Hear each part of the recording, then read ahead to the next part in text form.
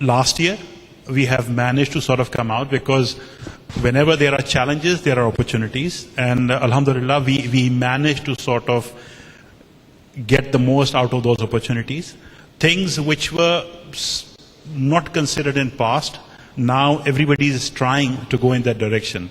I'll speak for our industry, that 4 or 5 operators, they were rolling out thousands and thousands of sites. But nobody was willing to share their tower with anybody else for a strategic reason, for other reasons. Now that we all are under so much pressure, this thing has picked up, and now almost 45% of the sites are shared. As a result, we have managed to sort of control our cost.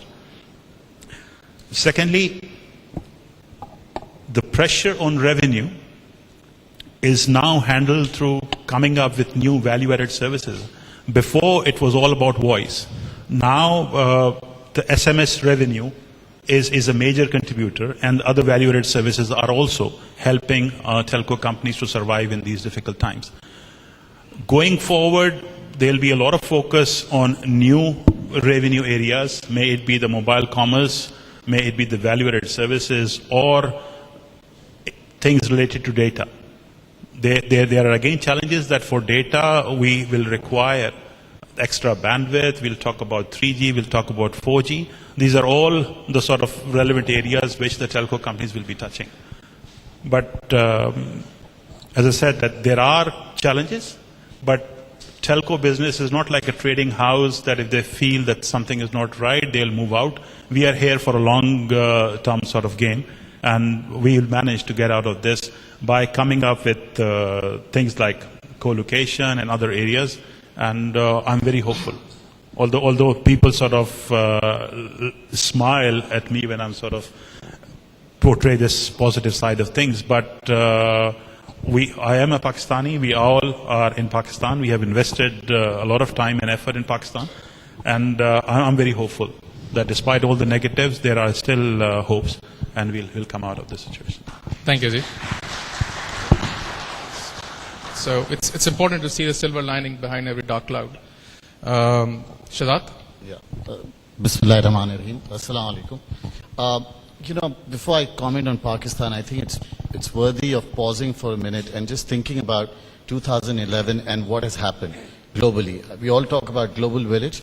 There have been this is going to be a historic year from a lot of perspectives. I mean, we have had the whole Middle East crisis, which is moving slowly but surely from Egypt all the way into the oil belt, whether it's Algeria, Tunisia.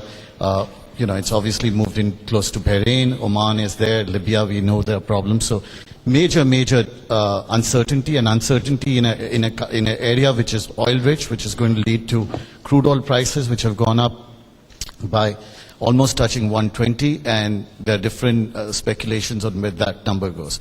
Then you move to the east and you look at what's happened in Japan, the catastrophe there, whether it's the earthquake or the tsunami and or New Zealand. Then you you look into Europe, you have some real sovereign defaults appearing, whether it's Portugal, whether it's Ireland or Spain, and issues around that. Then you have the austerity plans which are hurting the sitting governments, whether it's in the UK or France. So I mean, this is going to be a massive year where there's going to be a lot of change. And to expect, what you planned last year, I'm talking now from a global perspective. We are living in a dynamic world, and things change. And one has to take, advantage of that change and opportunities. Now, there's going to be some major impact of, if some of these things play themselves out, there's going to be impact on Pakistan, and later on I would like to touch upon that. But the point is, we are in a dynamic world. Things are changing. 2011 globally is going to be a very critical year.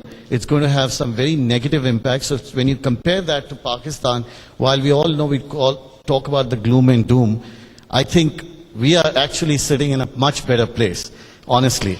And I was reminded about this again. Last week I was in London at our MD conference, and the person, Group CEO, started talking about all the things that have happened.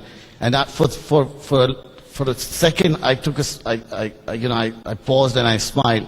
And he asked me why. I said, this is the first time after attending several of these conferences, Pakistan was not mentioned.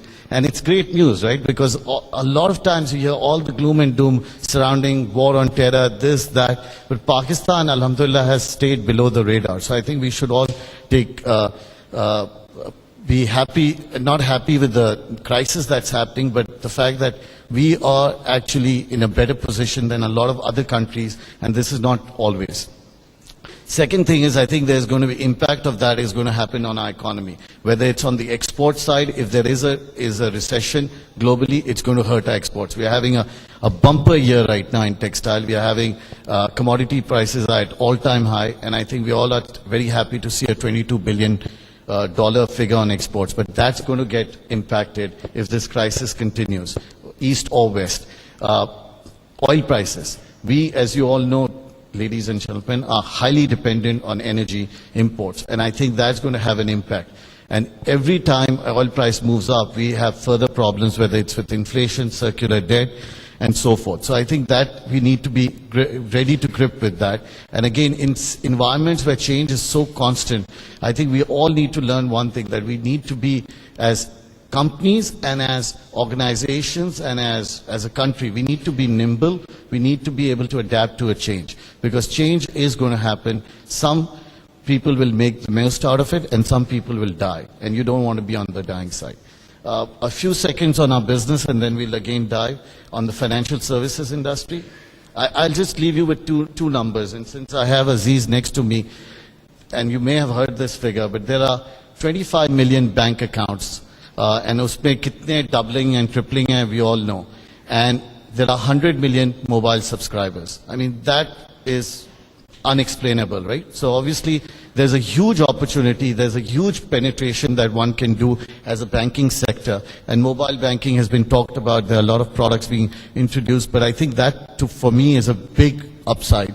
If a bank or an organization can take full advantage of it. If you look at our deposit base, you touched upon our deposit is less than our total GDP, which is a very, very frightening number.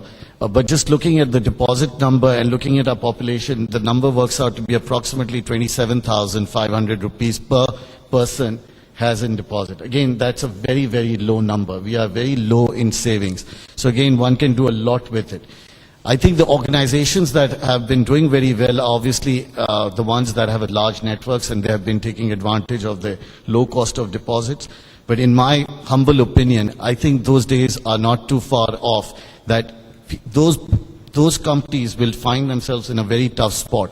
With all the challenges that we are dealing with, banks that are going to do well are the ones that are going to be innovative, that are going to be able to adapt to change, that are going to be nimble, that are going to be cost effective, that are going to partner up with opportunities. As was pointed out, I think, all that we are planning for, there's going to be a lot more new products that are going to be introduced. And I think a stodgy, old-fashioned organization will not be able to survive in a very dynamic, changing world and a dynamic, changing industry that I'm sitting in. And therefore, I think it's very important that we take advantage of some of these low penetrations that we have, whether it is on the depositors side, whether it's on product side, and stop being just looking at things from a very old-fashioned way of collateral lending. I think the days of collateral lending are also going to move away, and I think banks that can focus more on cash flow and look at the business on a sustainable basis are the ones that are going to do well and survive. Thank you, sir. Bismillahirrahmanirrahim. Harun sir, please, your comments. Bismillahirrahmanirrahim. See, before giving my view, I would like to share some realities, some facts on ground which we can observe sitting at Pell, and then I would like to make an attempt to paint the picture about how the year is looking like.